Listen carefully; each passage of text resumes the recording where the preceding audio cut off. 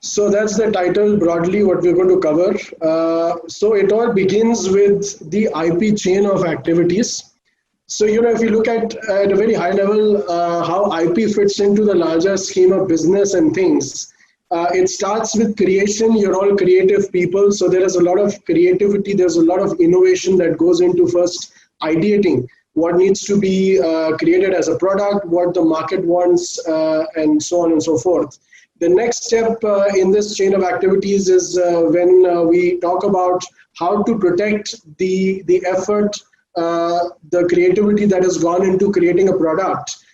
So that is where protection and the larger role of intellectual property laws comes in. Then the next aspect, of course, is the reason why we all do business. It is to commercialize and essentially market our products and to gain, basically maximize the gains that we can draw from our products, innovation. And the last aspect is also a very important aspect because we are a country of 138 crore people. There are bound to be people who are out there to copy the hard work, the innovation, the creativity that goes into creating some of the leading products that our members put out there. So enforcement of right becomes an equally important aspect. So moving on, intellectual property, we can divide it, at least for the purposes of today's discussion, broadly into these 6 parts. There is trademarks, there is patent, there is copyright, there's industrial designs, there's trade secrets or confidential information, and there is geographical indications. When we perceive IP, this is a question that I regularly get from clients. What is the best way to look at something which is intangible? So the best way to look at it is the same as any other property. If we would have any other asset, machinery or real estate or a car or anything of value, So the same way intellectual property is, it can be sold, it can be purchased, it can be licensed. It can be kept. This concept hasn't entered into India yet, but in the times to come, we expect RBI to make certain changes to the law, to the framework, and allow for intellectual property to be kept as collateral and security for financing. It can be assigned. So when you look at intellectual property, the best way to look at it is the same way as you would look at any other kind of property that you own. Moving on, the basic question is, why should I protect IP? Why should I be bothered about IP? So these are some of the broad advantages that you have. Of course, it helps in recognizing your ownership rights. Once you apply for an IP, you get a registration certificate. It bears your names and is proof of the fact that you own what has been created by you and what is registered. It increases competitive advantage. The more IP you have with you shows how innovation driven and essentially creativity driven your organization is. R&D, of course, again, it maximizes returns on investment. You can monetize your IP. At times you don't realize there is so much of IP that we are sitting on, and at times it may not fit into our business model or our scheme of things as you're doing today. But the IP which is lying around can also be monetized by licensing it to third parties who may be interested in it. So for that perspective, it's also important to protect your rights and make sure that they're recorded against you as owner. Then it establishes, registration establishes this as a means to pursue infringers. There are people who copy your designs. We keep hearing complaints from the larger handicraft industry and clients that we are fortunate to serve.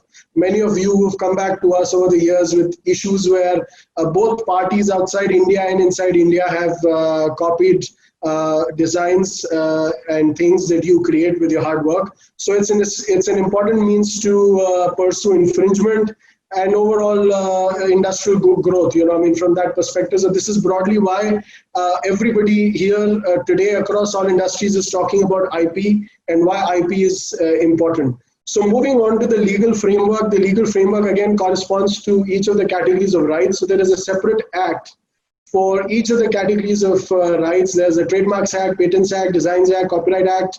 There are various rules and regulations which form under each of these acts. Then there are international treaties very important ones, and I will come back to some of them which are important for this discussion, which govern your rights, especially your rights when you export out of India. And then, of course, there is case law, there is public policy, and there is developments in common law.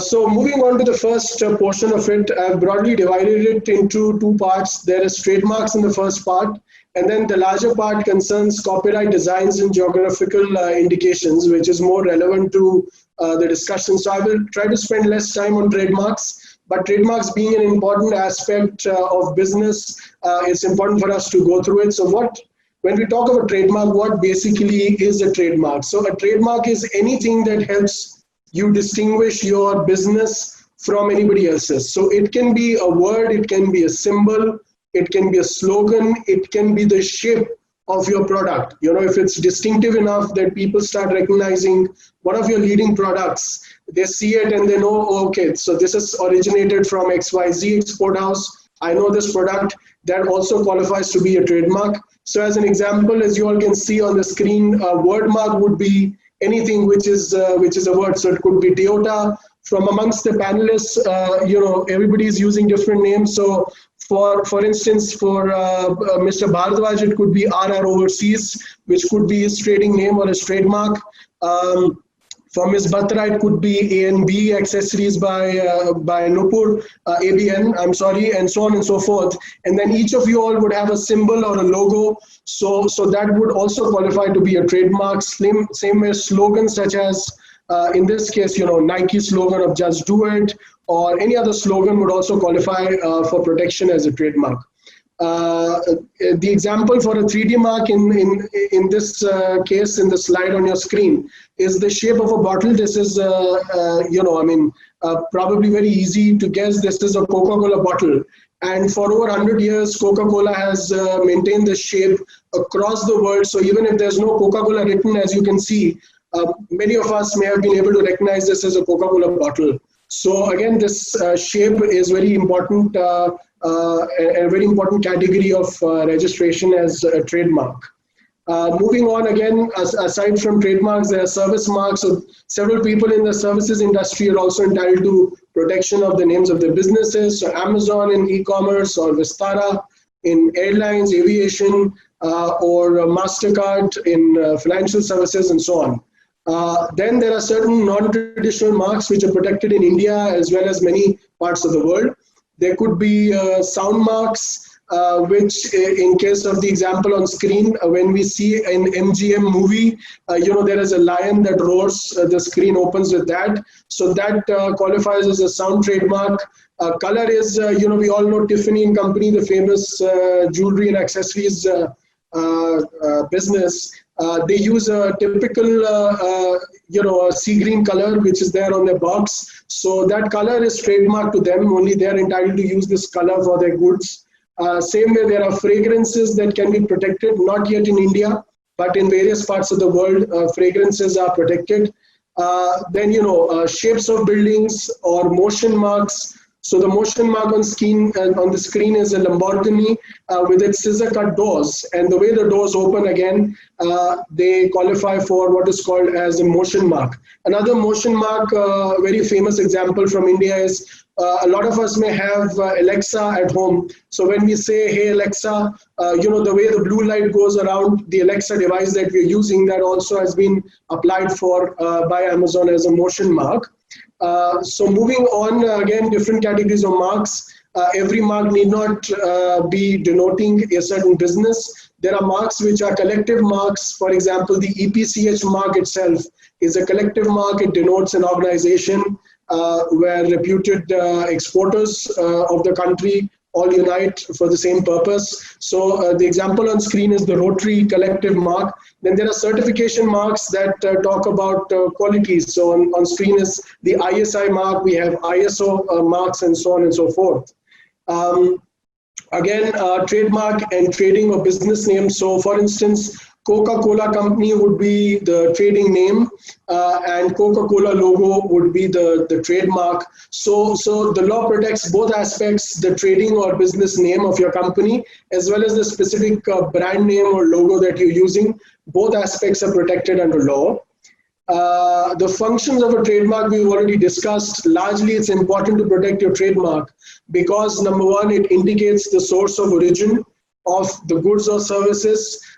It assures your consumers, your clients of the quality of the goods because when they see the logo, they get assurance that, well, this is a product that belongs to a particular house and it comes with the quality assurance that is usually associated with it. It creates your business goodwill and brand awareness and visibility. So to that extent, a lot of us who have not formally protected our trademarks, it is strongly recommended that we all go ahead with protecting our trademarks for all of these purposes and also for the purposes of preventing any third parties from causing any confusion in the market or cheating on your customers and taking away your business.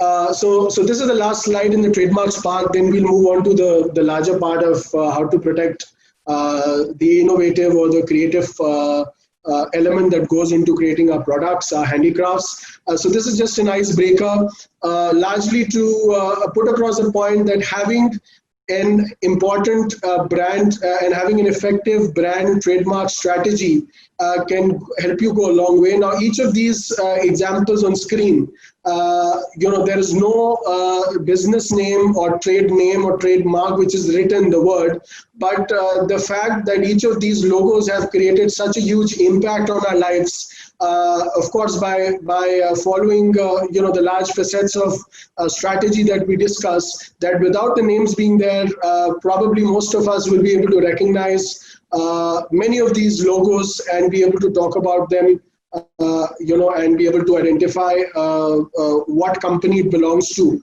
simply because it speaks of the goodwill that is associated with the logos and the recall value, which is another important aspect.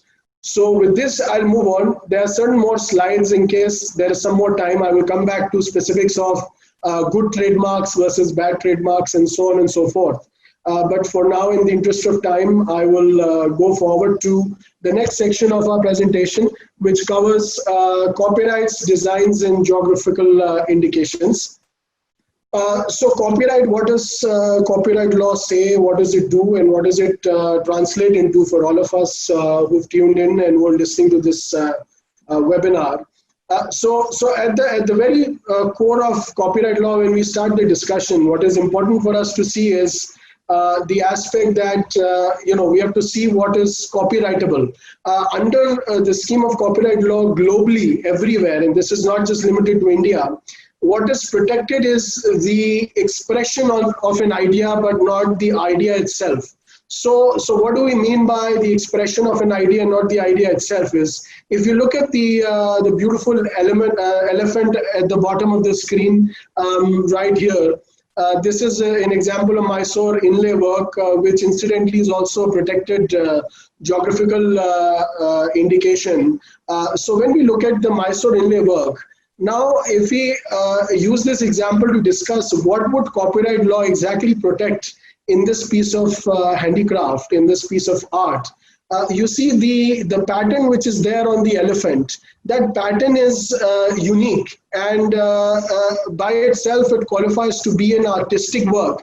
It is a work of art which has been created by the artisans or by yourselves, by designers who have been employed by you in your businesses. So what copyright would give you protection over is the artwork itself, but not the idea of applying artwork in general over an elephant figure.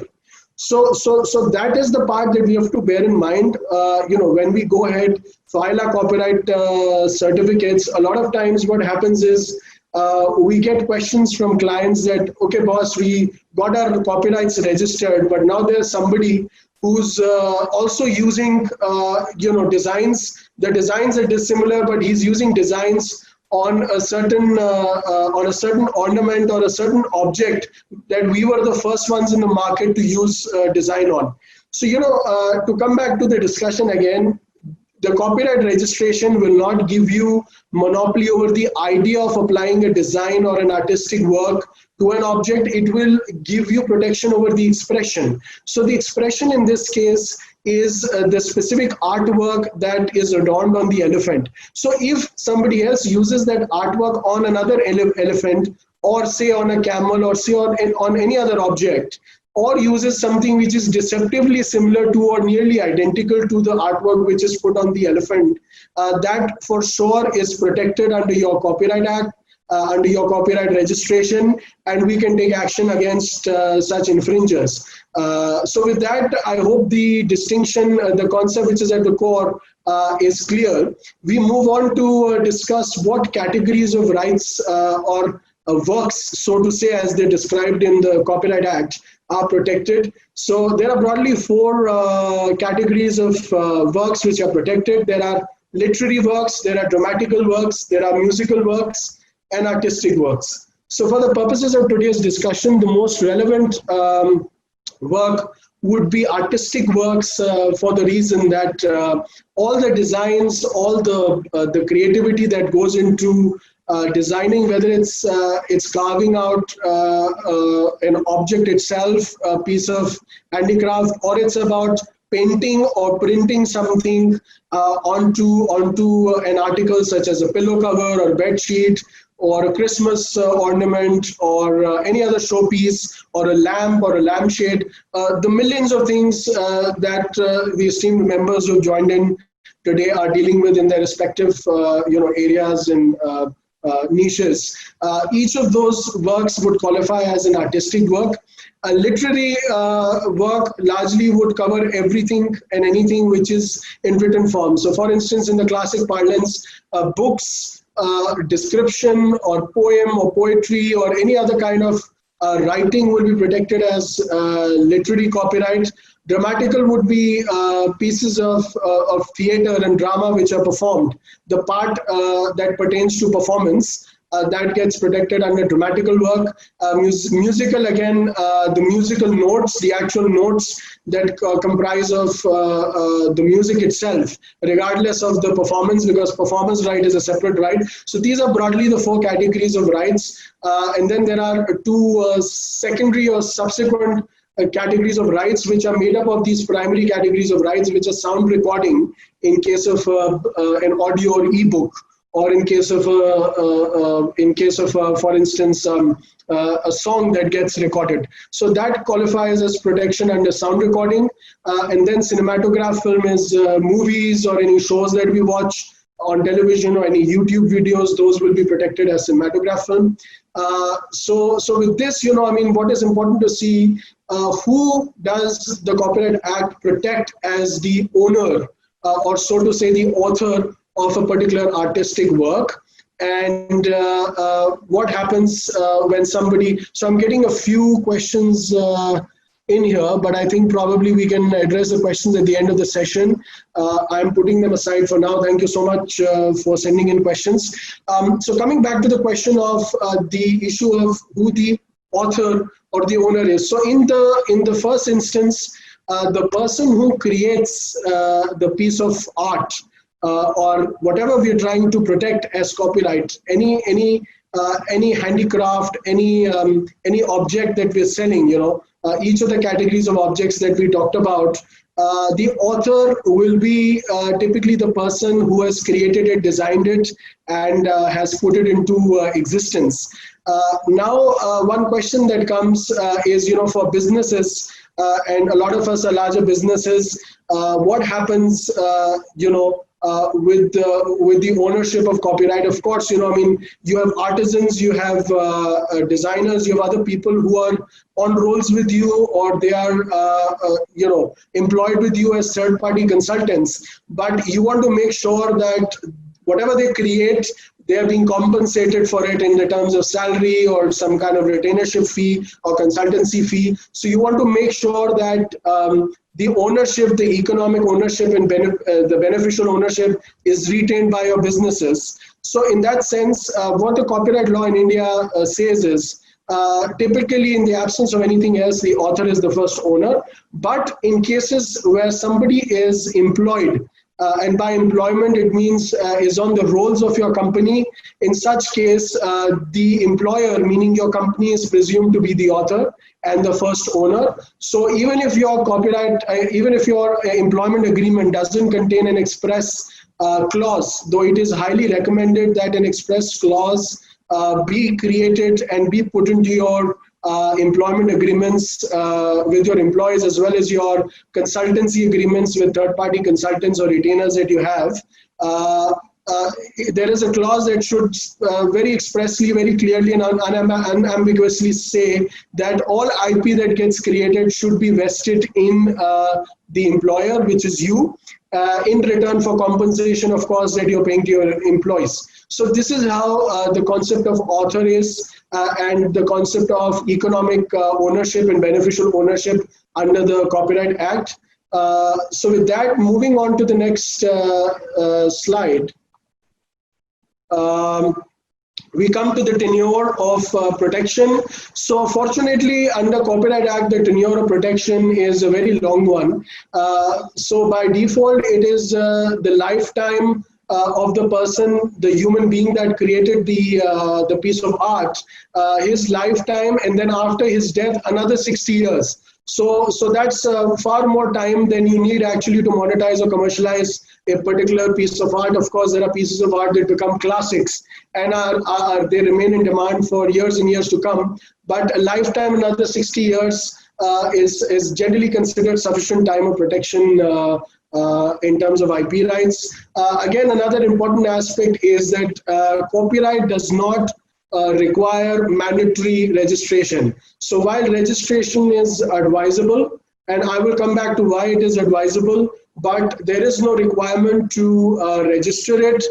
This can also be important when you decide on which all pieces of art or handicraft you would like to invest into for protection as copyright, because there is a fee that you pay to the government, there is a fee that you pay to your lawyer to have these registered.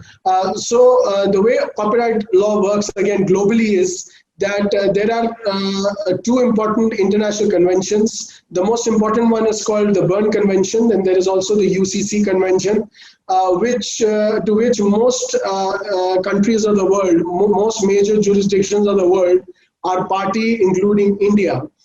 So what the convention says is, the moment a work comes into existence, any place in the world, it is rendered automatic protection across all the member countries that are signatory to the Berne Convention and the UCC Convention. So if you can prove that you created something, it was original, you put your hard work into it, and it is a product that your team has created, the moment it gets created, provided we have sufficient proof of the creation of such work, it will be protected and rendered protection across all countries who are member of the Berne Convention, which largely covers most major jurisdictions of the world.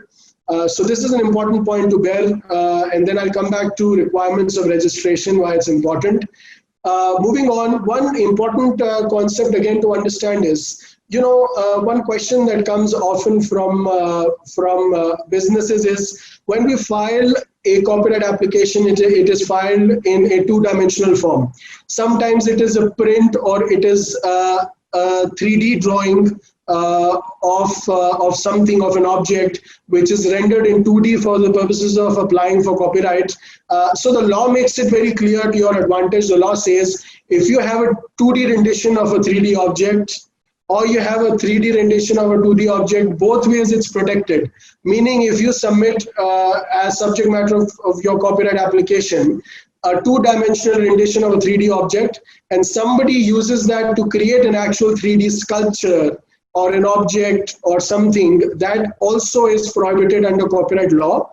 And the reverse is also equally applicable. So you can't have an ornament or a statue or any other piece of art which is three-dimensional, and somebody clicking a picture of it and applying it as a pattern on their various products, on their bed sheets or cushions or whatever other products we all work with. So a 3D rendition of a 2D object or 2D rendition of a 3D object, both are covered under copyright law. The other important aspect to bear in mind is while the four corners of your copyright application will largely be an artistic work, any adaptations of the artistic work are also covered. So when you apply for registration, let's say an embroidery which is done by artisans, and you apply for copyright registration, so any adaptations of that embroidery to another garment. So for instance, if the subject matter article on which you've put the embroidery, and you're basically in the business of, say, selling lehengas, which have embroidery on them, or selling shawls that have embroidery on them. If somebody uses the same embroidery, puts it on a cushion, puts it on a lampshade, puts it on a t-shirt, that would be considered as an adaptation of the copyright that is protected and registered in your favor, and therefore you will be able to take action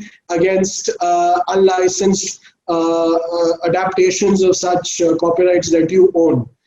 So with this, we move on from copyright to the next part of law, which is industrial designs. Again, designs is a very interesting area of law, and more often than not, we get questions around whether to register a particular piece of art or handicraft as a design or as a copyright. So I will try to answer that in the next two slides as to what will fall under design and what will fall under copyright. So if we go into the definition of industrial designs, the first point is to bear in mind that what is protected under designs law is the feature of the shape or configuration or pattern or ornament which is put on an object. So to give you an example, I've taken the liberty, my team took the liberty of going on the websites of some of the panelists today and borrowing these images from some of your websites. So if we look to the right, I believe this is Nupurji's is taken on Nupurji's website, one of the designs for a wallet, which is in picture. So when we look at this object right here, the two which are here. So what when we apply for a design protection for these, what will typically be protected will be both the shape of the object, if there is any uniqueness. So of course it has to qualify the benchmarks of being absolutely novel, unique, and new, not just in India but globally. So, and globally everywhere in the world, design law works the same way. Whoever applies for a design, much like a patent, it has to be new, it has to be novel across the world. It cannot be prior published or inspired by something else that exists somewhere else.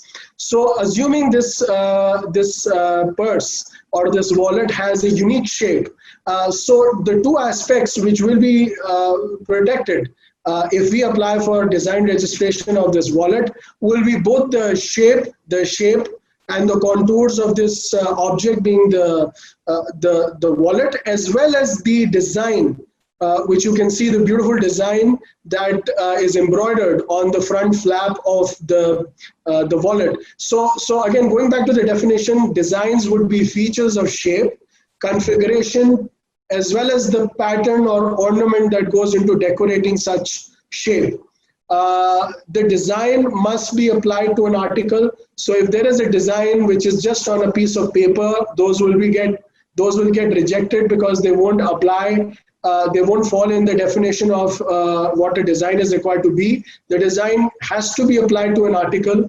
And when you apply for a design application, because of course there's no way at the moment to give a 3D rendition or a 3D photograph or a video of the object, what you're required to do is you're required to present top view, bottom view, left view, right view, and various other views that adequately sort of portray the object that you're trying to protect as a design. So it must be applied to an article, whether in 2-dimension or in 3-dimension, and the design must be applied by an industrial process. So again, application by industrial process is a very important aspect of design law.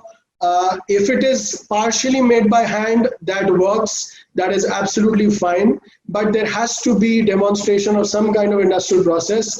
Now, in the past, there have been cases, judgments where things as simple as using a sewing machine or any other machine which helps artisans to create something which is semi-created by hand, semi-using the sewing machine or any other machinery, has been considered as an industrial process. So those will qualify as industrial processes. Other examples, as you can see on the screen, are a cushion with a pattern on it, beautiful pattern, which again we borrowed from one of the panelists' websites, as well as this, pardon me for my lack of knowledge and awareness, but it appears to be a candlelight holder, I think.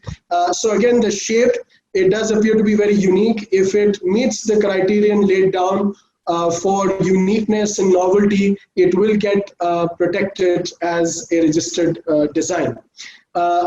Going to the next aspects of industrial designs, some of the other essentials that we have to qualify for the designs to get protected.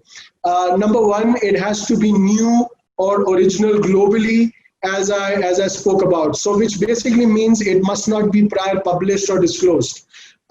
So a lot of times what we do is we have each of us take out a catalog which is shared with our clients in advance of. So for instance, if you're approaching the Christmas season, there are a lot of ornaments, a lot of exports that happen. It's a hot time for our industry to be active and export out of India. So what happens is a lot of times we would much ahead of when we are preparing or we've already manufactured something, we would share a catalog of all our products with our counterparts overseas or other places. Now that catalog, if it contains pictures, which it does, of our products, would amount to prior publication or disclosure for the meaning for the purposes of meaning under the industrial designs law. So the right strategy to follow here is, and I will come back to best practices again. There is a portion in my presentation at the end where I address some of the commonly encountered questions,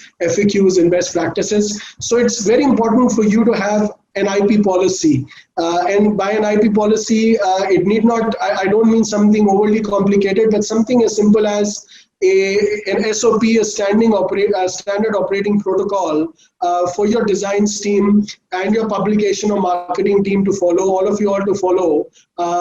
So typically what we advise clients is, before anything is disclosed or leaves the four corners of your office, for the items that you're interested in protecting as a design, those must first be shared with your lawyer and applied for. So the day your design applications are filed, because they take 6 to 8 months generally to register, so you don't have to wait for them to register, but the day they are applied for, the very next day you can go ahead and share these images with your clients or put them up on your website in your catalog or whichever way.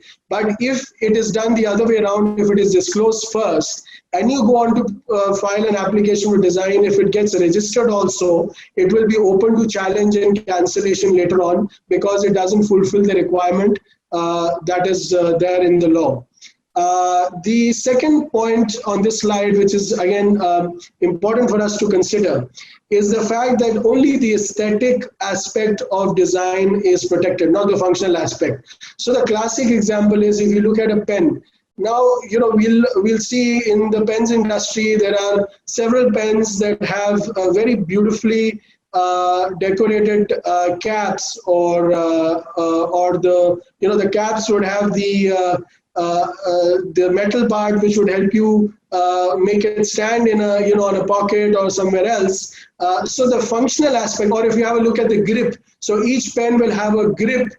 So there would be a pattern which is put on the grip. So now those aspects are aspects which are functional. because the grip is there to obviously improve friction and help you ride better smoothly. The pin clip, no matter how beautifully it is decorated, would still largely as a clip would serve the purpose of having it put into a pocket and having it stay upright when you slide it in your pocket. So those aspects are functional aspects and will not be subject matter protection.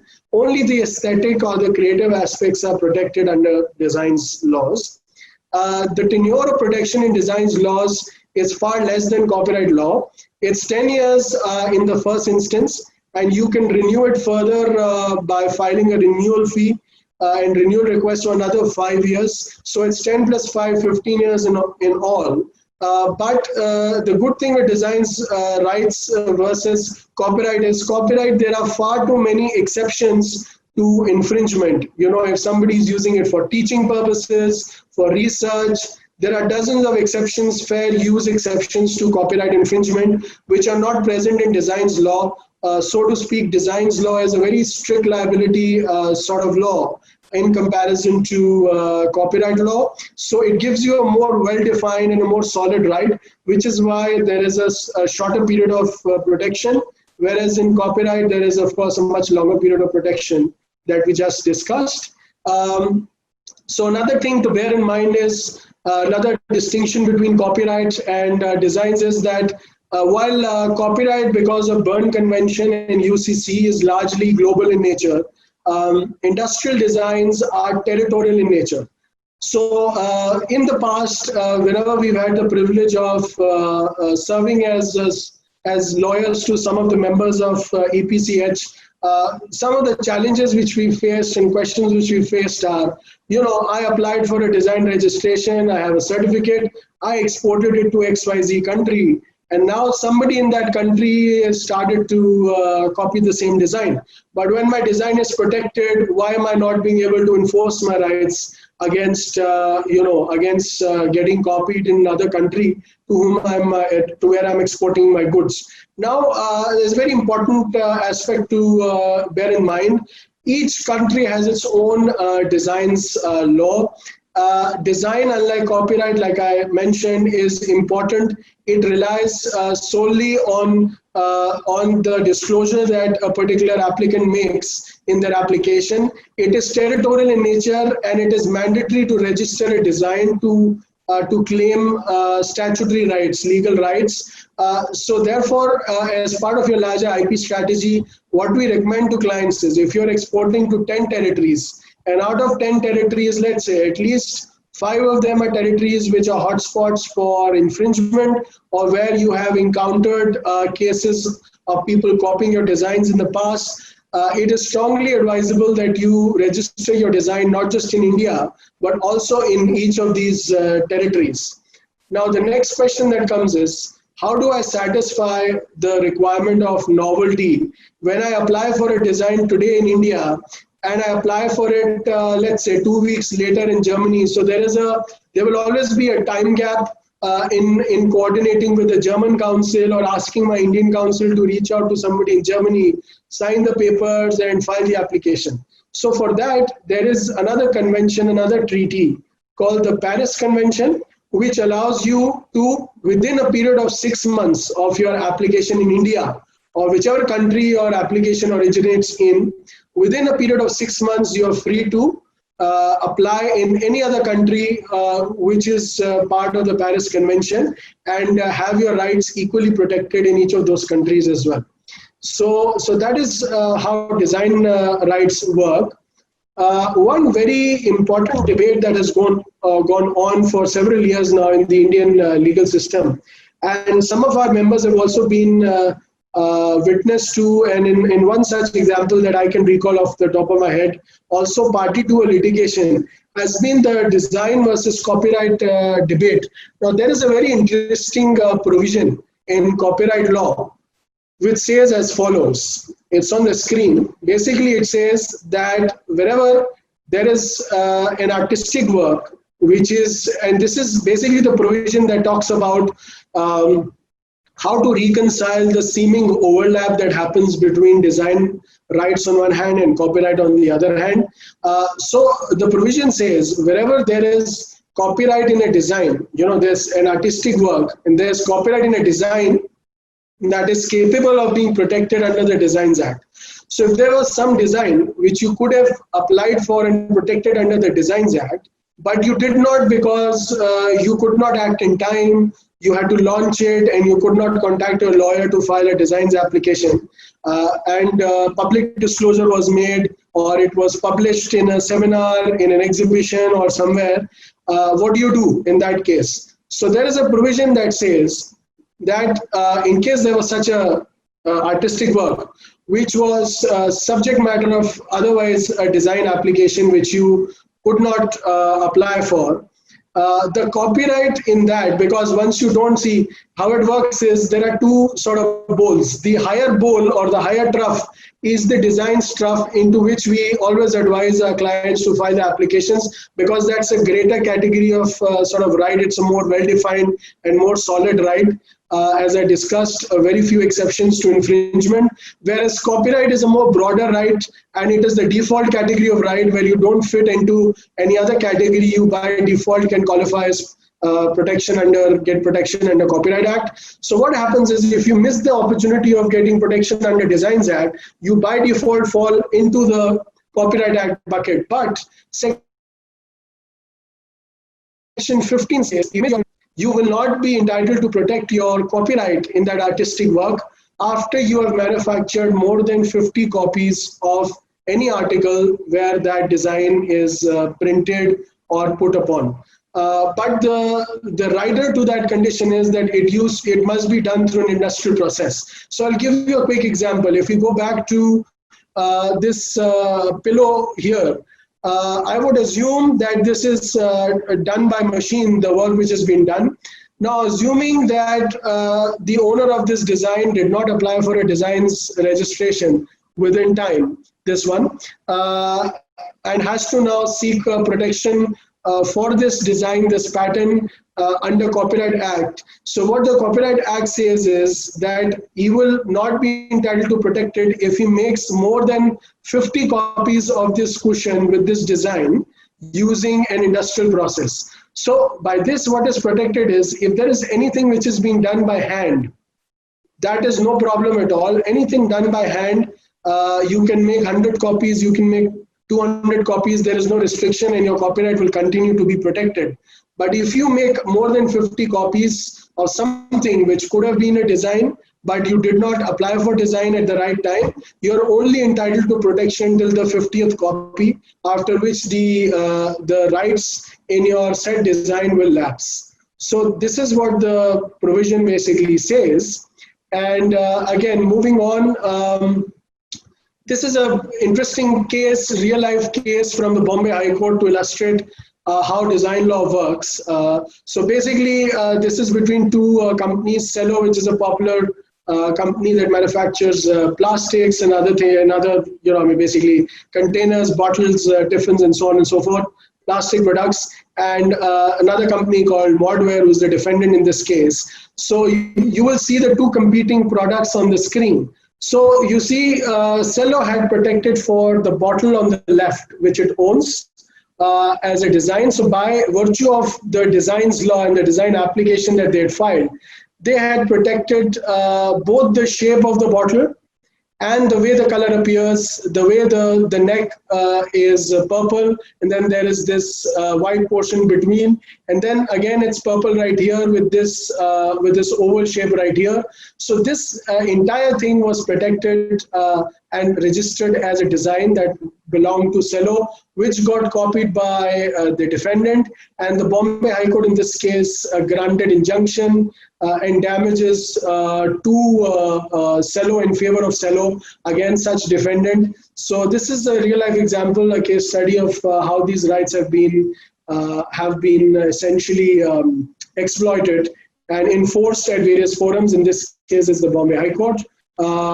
Moving on to geographical indications, again, a very interesting category of right. With geographical indications, what is intended to be protected is the fact that if there is a particular good which originates from a particular geographical area in India or anywhere in the world, and there must be something special about something that originates from that area. For instance, there are a few examples which are mentioned on the screen. There is Kanchipuram silk. So everybody knows Kanchipuram silk is very popular. The quality of silk which is produced in Kanchipuram by people who rear silk is of top-notch quality, has always been traditionally of top-notch quality. And therefore, if it originates from Kanchipuram, it is protected as, something which we are referring to as geographical indication, as a separate category of right. Similar examples are Pashmina from Kashmir. There is Channapatna toys that some of you may be exporting, so on and so forth. So these are various categories of rights which are there. There is, of course, also Mysore inlay work, which we saw earlier during the presentation, the elephant with the inlay work in between. So each of those are ones that qualify the definition of something that originates from a particular geographical area traditionally, and therefore merits protection under law. Now, the tenure for protection under GI law is essentially 10 years. It can also be renewed further.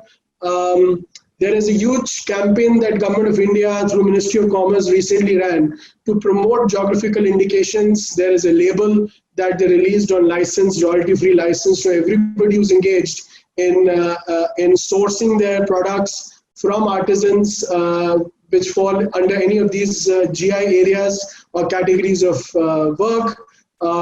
Moving on, let's see who can apply for registration. So typically, if you qualify to be any association of persons, producers, artisans, or any other body which effectively represents the rights of people who contribute to the making of these handicrafts, So for instance, in case of Pashmina, if there is an association of Pashmina artisans, that association can apply. No individual can apply, but that association can apply for registration of that GI. Once they are given a monopoly over that GI, they can further license it to their members. And whoever becomes a member of that association will be entitled to call their goods. And of course, they have to strictly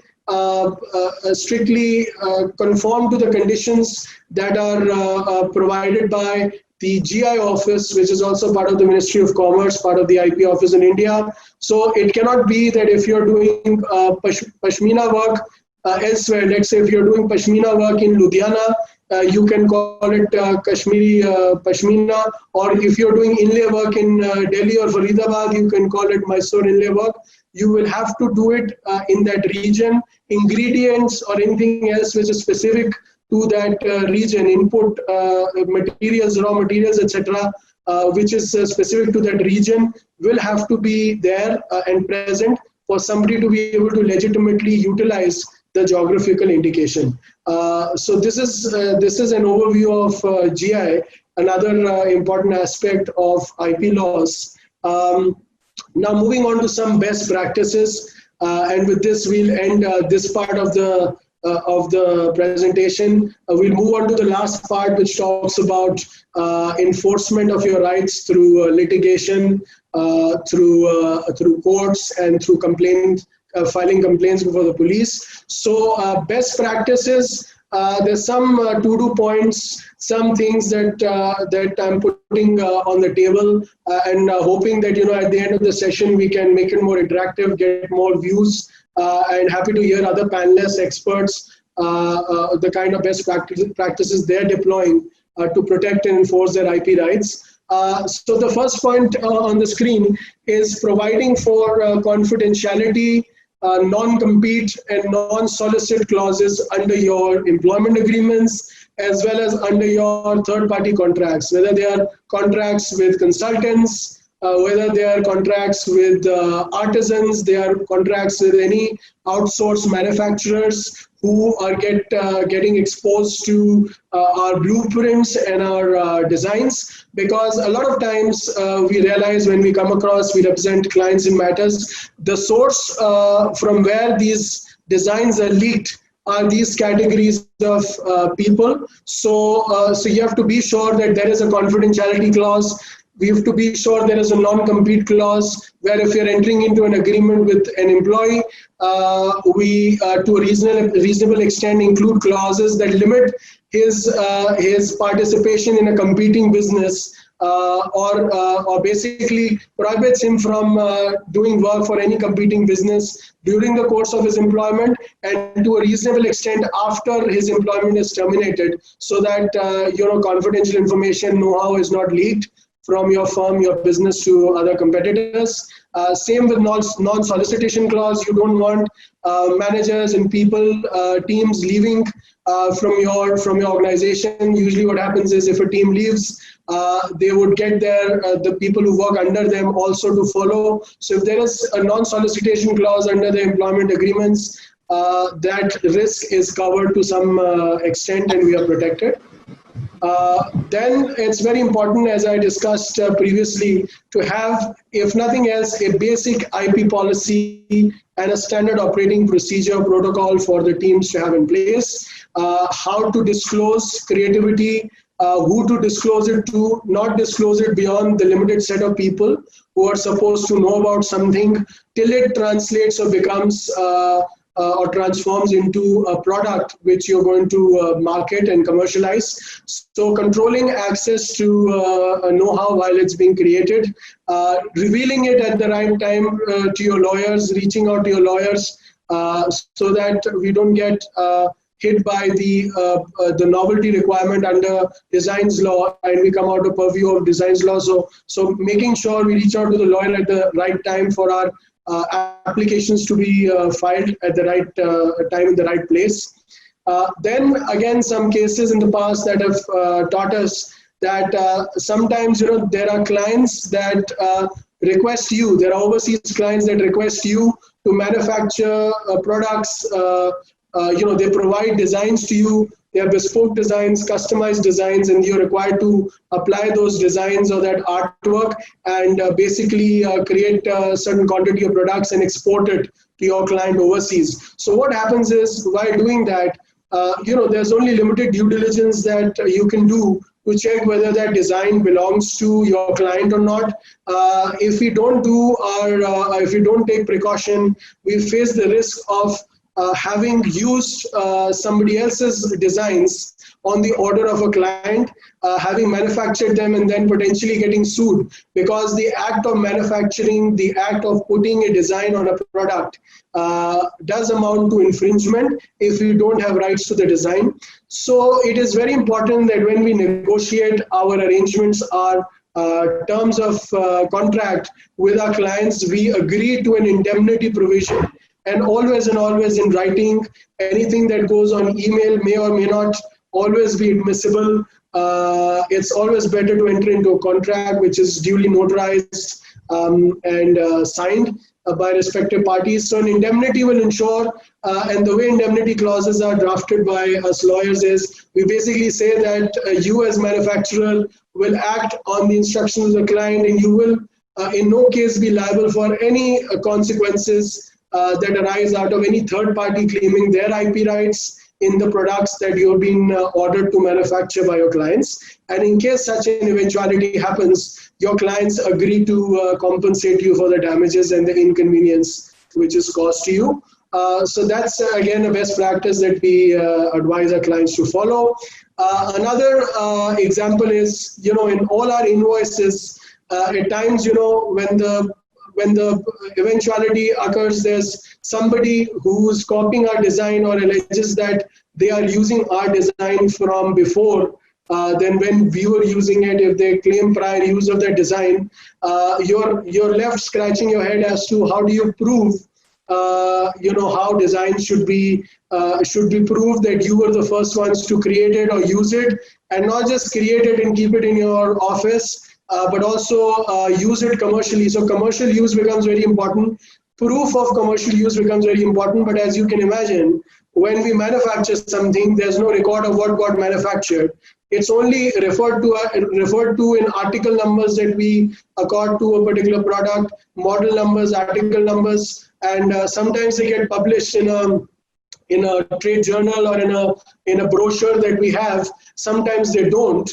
And when they are exported, the invoices, whenever we've come across invoices, they generally just contain reference to article numbers in the quantity. So one practice that you all can consider including is to include alongside the article number in your invoices a small picture of the actual article that got purchased, either whether it's on the work order or it's on the invoice or proof of delivery or wherever else, any document that proves that you put this into commercial use. If you start including a small screenshot of that article, that will go a long way into building evidence which can be used at a subsequent point in time to prove against an adversary that you were genuinely the first one to create this and you have been using this design since several years commercially. Moving on, again, another question is, now see, it's very difficult because it's also a budget question. IP strategy is a budget question to determine. Sorry, just give me a second. So that was my bell actually. That was Rajesh ji telling me I have to wrap up in the next couple of minutes. So yes, now this basically is the last couple of slides. Again, another best practice is, so the first question that comes to us is, okay, I've got 200 designs. Now, how many should I register? Because there is a fee that I have to pay to the government. There's a fee I have to pay to the lawyer. So sometimes you have to resort to cost-effective strategies, which may be unconventional, but they may, do the trick. So again, without disclosing names, a couple of members of EPCH for whom we've done this in the past, I have included a screenshot of their trademark registration because trademark allows for three-dimensional trademarks to get registered. So what we did was, instead of registering a single trademark, we included several of these designs in a single application. So while it may not give protection in the way it is, filed in the way it appears on the screen, it may not give protection over each of these designs, but what it does is it serves a very important purpose of putting a timestamp. And this timestamp, as you can see, is put by the Government of India, the organ of the Government of India being the IP office. So this timestamp at least proves that you did create this and were in the possession of these designs on a particular date. And this can also be effectively used by you as a tool to apply for and keep as proof for use in subsequent times. So with this, I'll basically move on to the next part, infringement and remedies. Okay, so in nature, we would call this a miracle. It's a pair of twins. And in IP law, we call it infringement. So, somebody copies your design, what remedies do you have? An quick overview of the remedies that we have. If our rights are registered, they're duly protected. As we discussed in all of the previous slides, you will be entitled to get an injunction, which you can effectively use to prevent a third party from using your design. You can seek damages for the damages that were or the inconvenience that was caused to you because of the other party copying your IP. You can ask the court to order for search and seizure of that party's infringing articles, get a raid conducted at their warehouses and seize their infringing articles. You can ask the court to order for delivery up. You can ask the infringing party to render accounts, how much they've been earning on account of the counterfeiting that they've been doing, so on and so forth. So this is what the remedies look like. The last part is on commercialization. Some of this we've already discussed, but I think it's time for me to say thank you.